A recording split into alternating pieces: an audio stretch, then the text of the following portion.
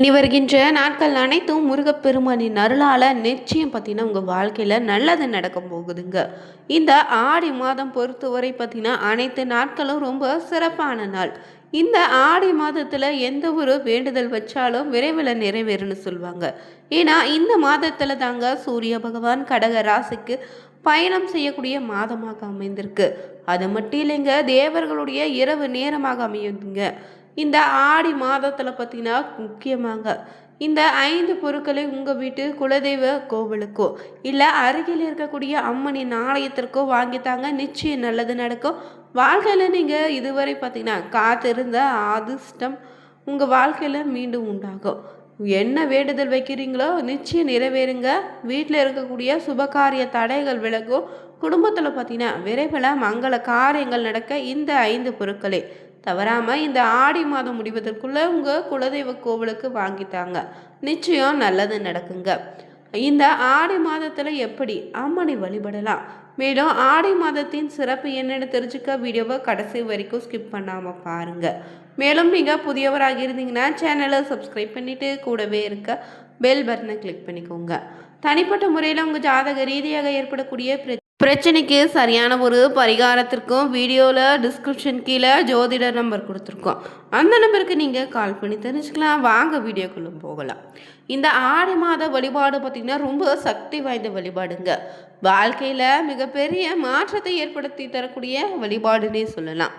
அதனால தான் இந்த ஆடி மாதத்தில் மட்டும் திதி நட்சத்திரம் கிழமைன்னு அனைத்துமே சிறப்பாக கொண்டாடுவோம். இந்த ஆடி மாதத்தில் வரக்கூடிய ஒவ்வொரு நாளும் சிறப்புக்குரியதுங்க.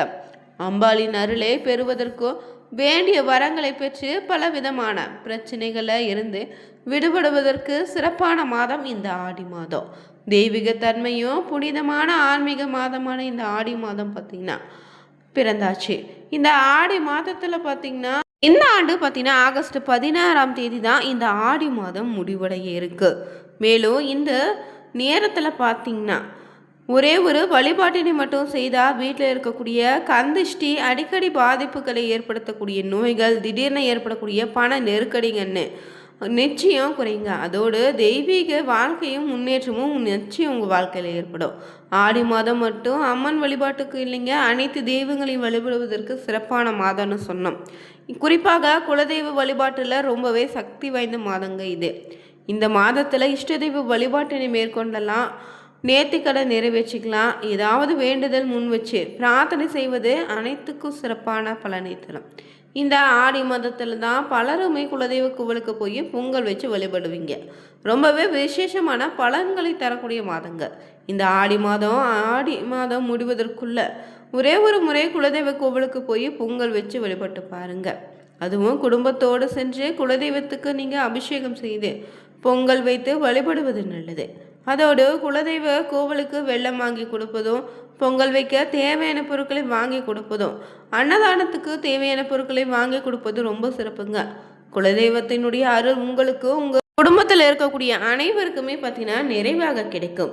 வெள்ளம் எப்படி விரைவாக கரையக்கூடிய தன்மை இருக்குதோ அதே போல் உங்கள் வீட்டில் இருக்கக்கூடிய கஷ்டம் கரையுங்க. இன்பங்களும் மகிழ்ச்சிகளும் நிறைய தொடங்கும். இந்த வழிபாடு எளிமையான ஒரு வழிபாடு தான்.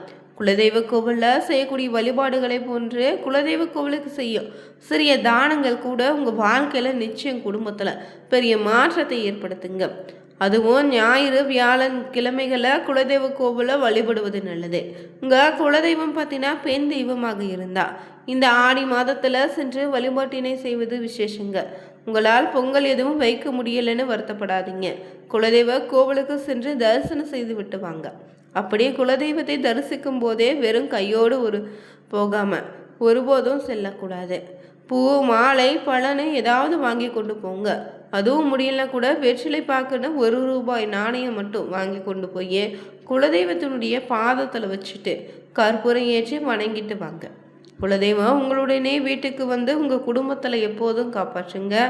வெற்றிலை பாக்கு வைத்து வழிபடுவதும் வீட்டுக்கு அழைப்பதற்கும் நிச்சயம் சிறப்பான பலனை தருங்க. இது உங்கள் கஷ்டங்களை நிச்சயம் தீர்க்குங்க.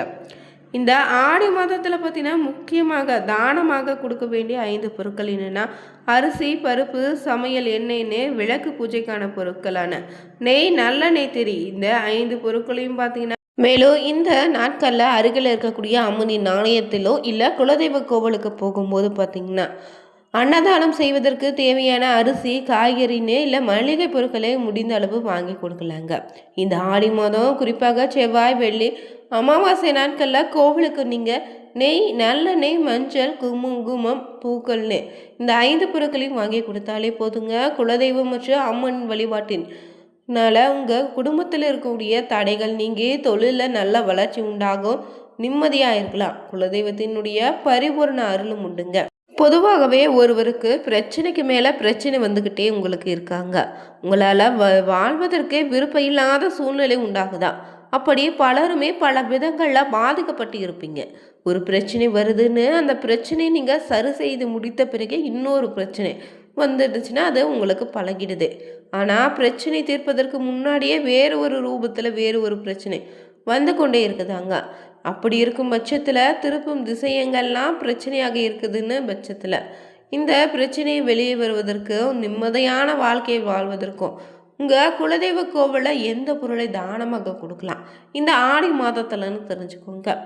உலகத்தில் இருக்கக்கூடிய அனைத்து தெய்வங்களிலும் ரொம்பவே சக்தி வாய்ந்த உடனே நீங்கள் உங்களுக்கான பலனை தரக்கூடிய தெய்வம் இன்னும் அது உங்களுடைய குலதெய்வம் மட்டும்தான்.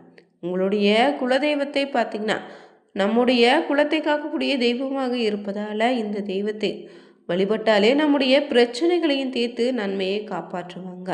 முழு மனதோடு நம்பி நம்ம வழிபாடு தொடங்கணும். மேலும் இந்த ஆடி மாதம் வழிபடுவதால் என்ன மாதிரியான பலன்கள் கிடைக்கும்? இந்த ஆடி செவ்வாய் என்று அம்மனை வழிபாடு செய்தாலே திருமண தடை செவ்வாய் தோஷம் நீங்கிடும். ஆடி வெள்ளி என்று வழிபடுவது மகாலட்சுமியினுடைய அருள் உண்டுங்க. செல்வம் சௌபாக்கியம் பெருக்கும். ஆடி அமாவாசை நாளில் வழிபட்டிங்கன்னா தீராத குடும்ப பிரச்சனைகள் தீரும், முன்னோர்களுடைய ஆசை கிடைக்கும். அதே போல் ஆடி பௌர்ணமி என்று வழிபடுவது மன அமைதியும் நல்ல ஆரோக்கியமும் நன்மையும் அதிகரிக்கும். அடுத்தபடியாக பார்த்திங்கன்னா ஆடி மாதத்தில் வரக்கூடிய சிறப்புகள் ஒவ்வொன்றா பார்த்துட்ருக்கோம். அந்த வகையில் ஆடி வியாழக்கிழமை என்று குரு பகவான் வழிபாடும் மிகப்பெரிய மாற்றத்தை ஏற்படுத்தி தருங்க. ஆடி பௌர்ணமி என்று வழிபடுவதே மன அமைதி நல்ல ஆரோக்கியம் நன்மைகளை அதிகரிக்கும். ஆடி கிருத்திகை நாளில் வழிபடுவது முருகப்பெருமானின் அருள் கிடைச்சி வாழ்க்கையில் வெற்றி உண்டாகும். இதுவே ஆடிப்பூர நாளில் அம்மனை வழிபடுவது அம்மனின் அருளால் துன்பங்கள் நீங்கி இன்பம் பெருகிடுங்க. இந்த ஆடி மாதத்தில் வரக்கூடிய ஒவ்வொரு வெள்ளிக்கிழமையும் கோலாகலமாக கொண்டாடுவாங்க. இந்த நாளில் திருமணமாகாத பெண்கள் குத்து விளக்கினை அலங்கரித்து தீபத்தில் அம்மகனை அவகானம் செய்து லலிதா சகஸ்ரநாமம் அர்ச்சனை செய்து மனதார பிரார்த்தனை செய்தால் நல்ல கணவன் அடையலாம். அதுவே ஆடி வெள்ளிக்கிழமை என்று மங்களகரமான வாழ்க்கை அமைய கன்ய பூஜையும் தடைகள் நீங்கி வாழ்க்கை வளம் பெற, ராககால பூஜையும் நாகதோஷங்கள் நீங்கி குடும்பத்தில் நிம்மதியை பெற நாகதோஷ பூஜையும் செய்வது சிறப்புங்க. இந்த ஆடி அமாவாசையில தான் பித்ருக்களின் ஆசை பெற அற்புதமான நாள். தட்சிணாய புண்ணிய காலத்தில் வரக்கூடிய முதல் அமாவாசை. இந்த ஆடி அமாவாசையில் பார்த்தீங்கன்னா சூரியன் கடகராசில் சஞ்சரித்திருக்காரு. சிவ அம்சமான சூரியனும் சக்தி அம்சமான சந்திரனும் ஒன்று சேரக்கூடிய நாள் தாங்க அமாவாசை. இந்த நாளில் பார்த்தீங்கன்னா பித்ருக்கள் நம் முன்னோர்களுக்கு தர்ப்பணம் செய்வது சிறப்புங்க. நதியில் நீராடுவது புண்ணியத்தை தரும், சமுத்திர ஸ்தானம் செய்வதும் புண்ணியத்தை தருங்க. இந்த அமாவாசையில் முன்னோர்களுக்கு தர்ப்பணம் செய்து வழிபட்டிங்கன்னா நம்ம செய்த பாவங்கள் அனைத்தும் தொலைந்து நம்ம சந்ததியினர் பார்த்தீங்கன்னா சிறந்து வாழ்வாங்க. அதே போல் இந்த ஆடி மாதத்தில் வரக்கூடிய ஆடி பூரம்தான் ஆண்டாள் அவதரித்த திருநாளாக கொண்டாடுறோம்.